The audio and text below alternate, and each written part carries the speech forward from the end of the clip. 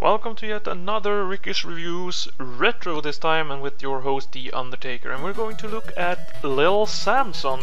And yeah, you heard right, this title is kinda strange, I must say. And if you think about the Nintendo 8-bit console and you think about the titles that were really popular at this time, I guess that like the platforming, at least like in Mega Man and Super Mario and stuff like that, they had like these characteristics, like these cool names, and also like a really characteristic front end character that everyone could relate to. And there is nothing with the name Lil Samson that clings right in my mind. But nevertheless, we're going to look at this classic platforming game.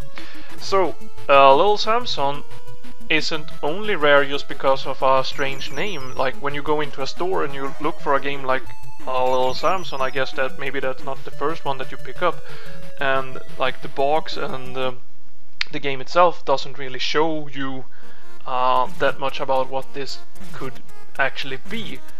But released in 1992, really late in the Nintendo game library, I'd say that Lil Samson has a lot to offer, even though it is not one of those games that a lot of people have played.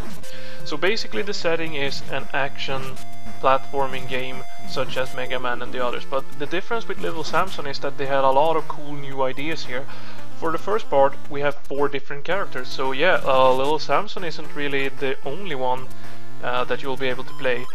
You'll play like the strong golem, you'll play as Lil Samson of course, which is a little bit overall and has like a ranged attack and can climb on walls and stuff. Then you have the little mouse that can run really fast and climb on walls and drop bombs, and you have the dragon that can fly. And then you probably wonder, like, what does L, D, G and M stand for, and also why is this like Lil Samson, the dragon and the golem and so on? Well, basically you don't get to know anything about their names, and overall in the game it's really strange that you don't get to know much about them at all. Like, it is so confusing to know anything with this game, story-wise, and what's going on like with the characters and what they're doing. So I don't know what's going on with this. Basically that's my general idea when I started playing this classic game, that what the hell is going on here? And I didn't play Lil Samson when I was little. I didn't have this game and I've never heard of it until very recently, and I just had to play it since I'm a big fan of the Mega Man series.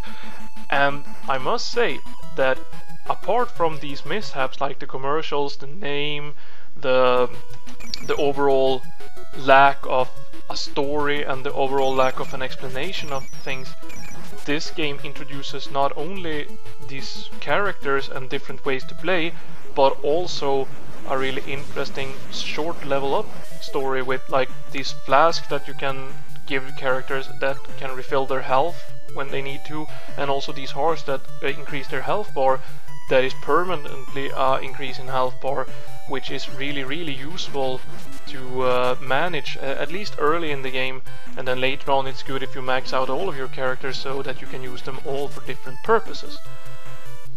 And that is also a strategy that is really interesting, like these stages that you have to use your different characters depending on their abilities. Like Lil Samson I use a lot because I really like his playstyle, and I think it works really well with him. And I didn't use the golem that much at all because he's practically useless on all the platforming stages and just dies. But on the other hand, the golem has one of the strongest attacks I've seen in a game ever, so just punching away on a boss is such a relief. The mouse, however, I don't find much use for at all, just finding like hidden spaces and stuff like that. But it can be somewhat useful to climb on stuff sometimes, but Lil Samson himself can also do that, so I don't know. I didn't get that. The dragon though, flying and his like wave-like attacks are really cool. So there are a lot of different ways to play the game, and you can basically switch between these however you want to during the game as you progress. So there's like no reason not to fully use all of them. And also like even the mouse, even though he dies a lot when he gets hit, since he's the weakest one of all the characters, it is still pretty funny to just use him as a meat shield and soak up some damage when you need to. and there are some specific uses that I actually found with that character also. So in the end, the gameplay is classic arcade scrolling. You go to the right and also up and down sometimes to find new exits and paths, and then you can use your jumping abilities and your shooting abilities, which is basically an attack for some characters then, of course. And to progress really well in this game, I'd say that you need to first really get to know the mechanics behind the characters and what their purpose is, but also find someone that matches the playstyle that you're doing, like what you enjoy to do and what you find that you're really skilled at doing, because I actually think that there are a lot of people who can use the different characters in different ways, and of course you can also just use all of them if you're really good at the game and you practice a lot. I would say that the game is really easy though overall, so I would play it on normal mode from the start. There are two different game modes when you start this game, normal and the easy one, and even though the easy one might be a good first one, but maybe if you don't want to play the game 2 times, I'd recommend just getting the bigger challenge from the start. And if you're a seasoned Nintendo gamer, I would just really go for the normal one anyways. So looking at Little Samson and the gameplay, that can be a little bit of a hit and miss, but overall it's just one of those cool action platforming games like Mega Man that everyone probably knows from this time. It has all of the ingredients a Nintendo game must have to become like a success. It has the music that really makes you happy and energetic, that is standard for the time. It has that graphic feel, and since it's a late game in the Nintendo library in 1992, it also has a really polished look. And I mean, like, if you're a retro fan of really cool, cute, colorful graphics with a lot of different styles, this game has a lot to offer. So sound-wise and graphic-wise, this is one of those gems, I'd say. And overall, if you look at a package of Little Samson, there isn't much to complain about, because I had such a fun time, and there's so many cool bosses to fight. You have so many uses for different situations, and you can strategize a lot, which is a really new like instrument to take on in this type of gameplay, which is different from what you have in the other ones. Like, you have your different characters and their life bars and the management, which is a little bit on the same take, but really different from the Mega Man series, since there you have like the different energy bars on the weapons themselves, if you want to use them for the platformings in the game, or if you want to use them for the bosses, but you only have one life bar, one Mega Man. And this is a little bit different, and the uniqueness in these characters are unlocked like instantly. You do 4 different tutorials with each and every one of the characters, which is really short, with a little bit of a stage select, and you can choose which one you want to play first, which makes no sense since there isn't actually a storyline to follow, so there's like no reason to do it in any specific kind of order, and you don't prefer a character anyways in any kind of way, so there's like no reason whatsoever to to actually not do them in the order intended, but you can just pick them off anyways. And when you're done with that, you know the characters a little bit and you know what to do, then you have everything from the start.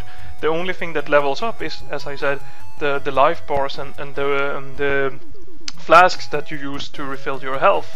So basically you get to work a lot with different types of strategies from the start, which is a strength for this game. And I also must say that it feels refreshing in the modern days to play such a responsive game. Like, everything feels right, there's no unnecessary slowdowns, there's no unnecessary things, and even though there isn't really a storyline, it's still pretty funny to see that they at least tried with all these kinds of mages, a king, and all the like weird things that's going on. Especially since in the end of the game, when you can see that there is something going on. And I really recommend playing Little Samson, especially if you're an action platforming fan. But if you can somehow get your hands on Little Samson, I really think that it's worth checking out, and it doesn't take that long to play anyways. It's just one of those retro gold games that few people have played and know about, because of a lot of those reasons I mentioned early in the video. So Little Samson gets a really solid 8. It might not be the best of the platformers, it might not be the Mega Man and that memorable game, but it's still one of the gems in the Nintendo library. So, until next time, Undertaker out.